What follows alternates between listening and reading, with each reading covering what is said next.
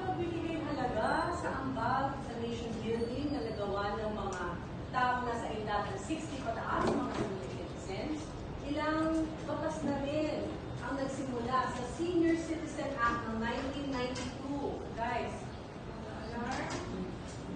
huwag kayo maingay, makinig. Ilang batas na rin ang ibigay pati Senior Citizen Act para mabigyan sila ng mga benepisyo. Isa dito ang 20% discount na kukuha ng mga lolo at lola ninyo, di ba? Para saan nila nagagamit yan? Gamot. Ano pa? Saan pa? Hoy! Makinig! Ano pa? Groceries. Di ba? O, may mga death benefit din sila.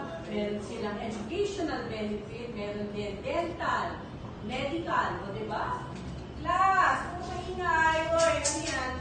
Parang may sarili kayo meeting dyan. Maganda talaga na nabibigyan ng halaga ang ating mga matalanda, hindi ba? Pero sana kami din mga teachers. Diba? Sana kami din naibigyan din ng halaga sa ginagawa namin para sa bansa. Di ba, class?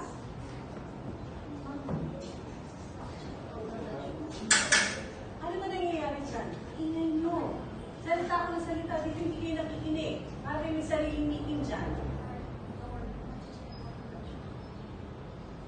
Aba, what are you doing? You're not allowed to use your cell phone in class, Miss Aba. Kanina pa ako nagsasalita dito. Ma'am, may exemption po ako sa cell phone restriction. Ano exception? Bakit exemption? Who do you think you are? Akin yung cellphone mo. Okay na. Gusto mo ng ulo mo? Ano yan? Ano nangyayari sa'yo? Maarte ka ba? Ma'am, hindi ko siya umaarte. Baka bumaba na naman po yung blood sugar niya. Blood sugar? Miss Aba,